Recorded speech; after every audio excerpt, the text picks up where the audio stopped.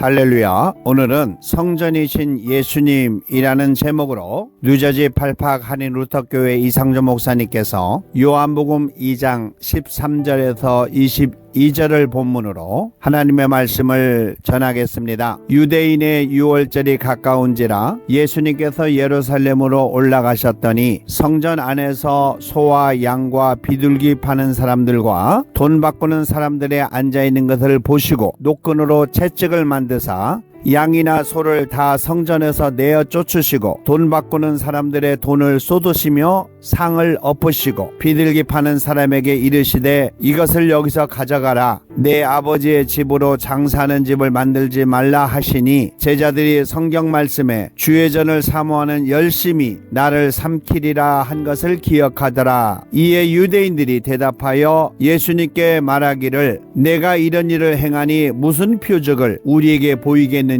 예수님께서 대답하여 가라사대 너희가 이 성전을 헐라 내가 사흘 동안에 일으키리라. 유대인들이 가로되 이 성전은 46년 동안의 지었건을 내가 3일 동안에 일으키겠느냐 하더라. 그러나 예수님은 성전된 자기 육체를 가리켜 말씀하신 것이라. 죽은 자 가운데서 살아나신 후에야 제자들이 이 말씀하신 것을 기억하고 성경과 및 예수님께서 하신 말씀을 믿었더라. 아멘. 오늘 우리 예수님께서는 영적인 복음서라고 할 수 있는 요한복음에서 공생의 사역에서 첫 번째 표적이라고 할 수 있는 갈릴리 가나의 혼인잔치에서 하나님의 뜻을 이루시고 제자들과 가버나움으로 내려가셨다가 며칠이 안 돼요. 유대인의 명절인 유월절이 가까워 예수님께서 예루살렘으로 올라가셔서 일어난 사건입니다. 성전에 도착했을 때는 소와 양과 비둘기 파는 사람들과 돈 바꾸는 사람들이 앉아있는 것을 보시고 노끈으로 채찍을 만드사 양이나 소를 다 성전에서 내어 쫓으시고 돈 바꾸는 사람들의 돈을 쏟으시며 상을 엎으시고 비둘기 파는 사람에게 이르시되 이것을 여기서 가져가라. 내 아버지의 집으로 장사하는 집을 만들지 말라 하시니 라고 하셨습니다. 본문에서 왜 성전에서 장사하는 사람들이 있었을까요? 이곳에서 장사하는 사람들은 본래 명절인 유월절을 돕기 위해서 시작한 것이었습니다. 그들은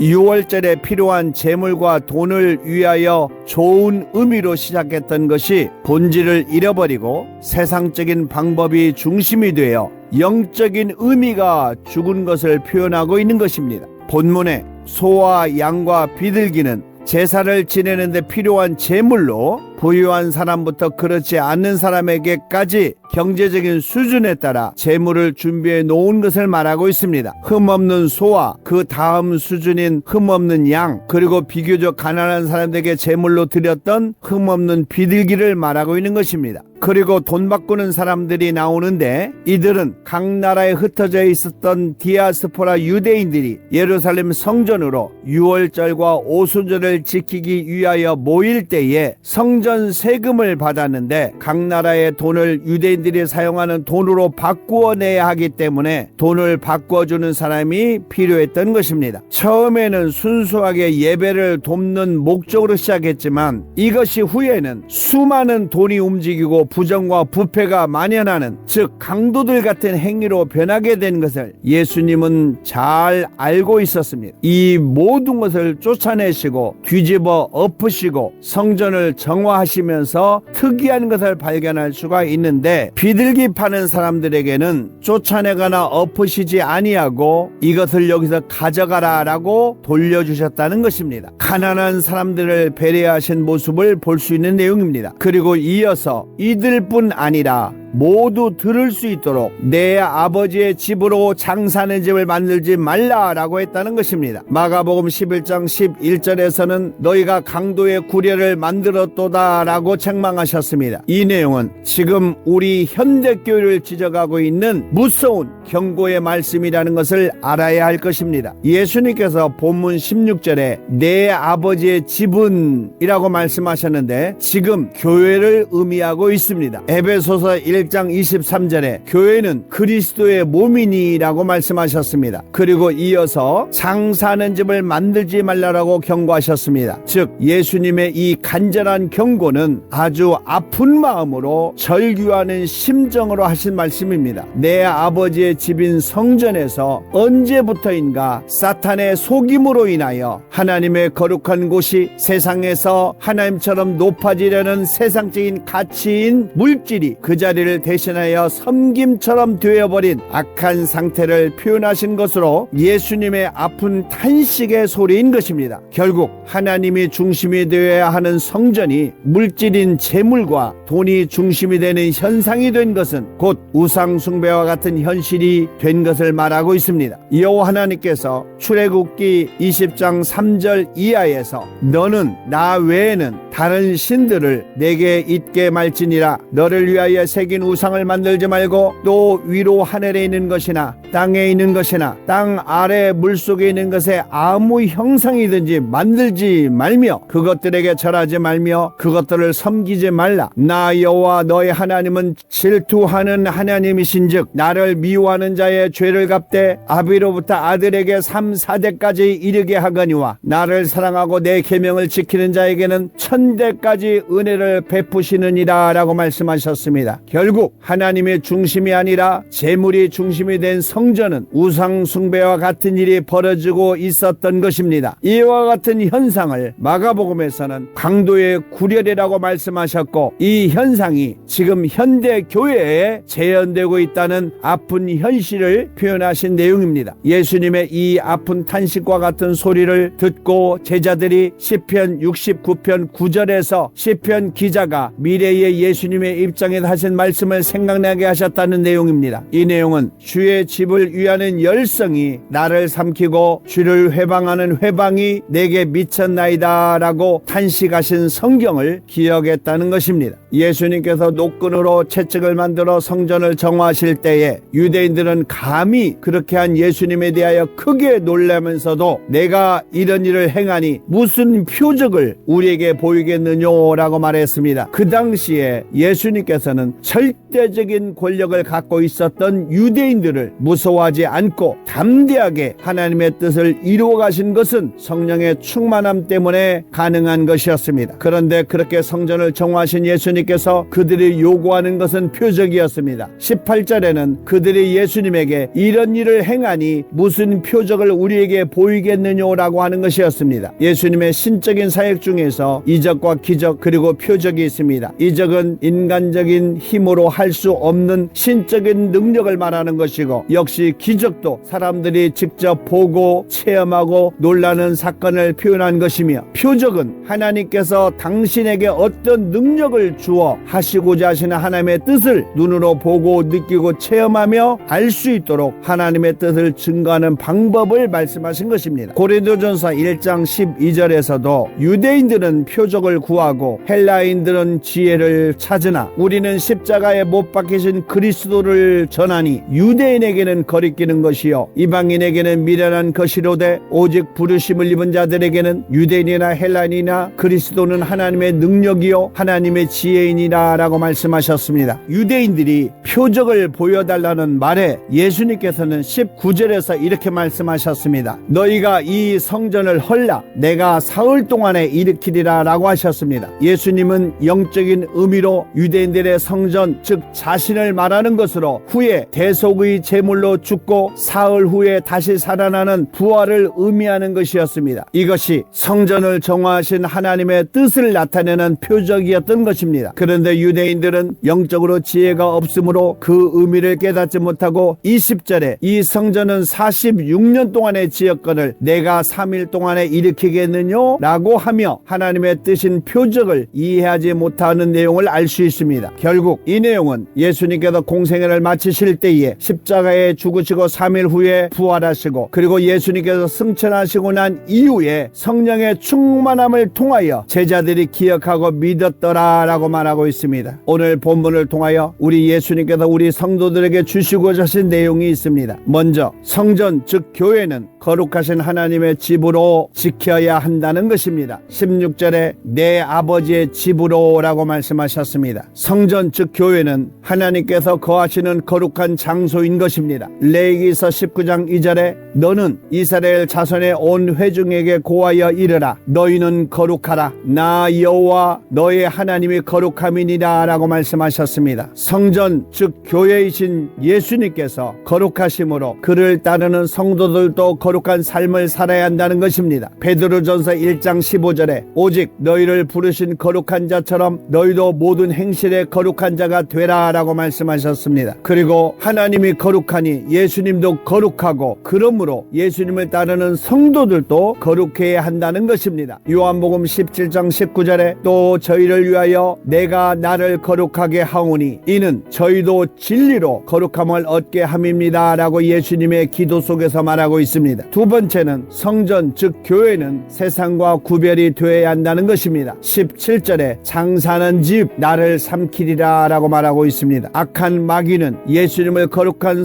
성전 꼭대기에 세우고 시험했다고 말하고 있습니다. 마태복음 4장 5절에 이에 마귀는 예수님을 거룩한 성으로 데려가 성전 꼭대기에 세우고 라고 말하고 있습니다. 성전이신 교회와 성령이 거하는 하나님의 거룩한 몸 즉 성전을 더럽히면 반드시 심판을 받는다는 것입니다. 고린도전서 3장 17절에 누구든지 하나님의 성전을 더럽히면 하나님이 그 사람을 멸시하리라 하나님의 성전은 거룩하니 너희도 그러하니라 라고 말하고 있습니다. 성전 즉 교회 안에 있는 재산적 가치는 귀중하게 여기면서도 성전 되신 하나님과 예수님을 가치 없게 무시하거나 소홀히 여기면 반드시 심판을 받는다는 것을 말씀하신 것입니다. 마태복음 23장 17절에 우맹이요 소경인 자들이여 어느 것이 크냐 그 금이냐 금을 거룩하게 하는 성전이냐 라고 예수님께서 탄식하듯이 말씀하셨습니다. 마지막으로 세 번째는 성전 즉 교회는 메시아이신 예수님의 몸이라는 것입니다. 21절에 성전된 자기의 육체를 가리켜 라고 말하고 있습니다. 사도 바울도 교회와 예수 그리스도를 함께 말씀하셨습니다. 에베소서 3장 21절에 교회 안에서와 그리스도 예수님 안에서 영광이 대대로 영원 무궁하기를 원하노라 라고 말씀하셨습니다. 그리고 교회는 예수님의 몸이라고 말씀하셨습니다. 에베소서 1장 23절에 교회는 그리스도의 몸이니 만물 안에서 만물을 충만하게 하시는 자의 충만이니라 라고 말씀하셨습니다. 그리고 교회는 그리스도 예수님 안에 있다고 하셨습니다. 갈라디아서 1장 21절에서 24절에 그 후에 내가 수리아와 갈리기아 지방에 이르렀으나 유대의 그리스도 안에 있는 교회들이 나를 얼굴로 알지 못하고 다만 우리를 핍박하던 자가 전에 잔해하던 그 믿음을 지금 전한다함을 듣고 나로 말미암아 영광을 하나님께 돌리니라 라고 사도 바울은 고백했습니다. 본문의 전체적인 내용은 교회는 거룩한 하나님의 성전이요 예수님의 몸이 되는 것입니다. 그러므로 거룩하게 세상과 구별이 되어야 한다는 것입니다. 사랑하는 믿음의 성도 여러분, 성경의 성도는 성령이 거하는 거룩한 교회처럼 살아야 한다고 했으므로 우리 성도님들의 삶 속에서도 거룩한 교회의 역할인 전도를 통하여 하나님께 영광을 돌리는 삶이 되기를 우리 주 예수 그리스도 이름으로 축원합니다. 아멘.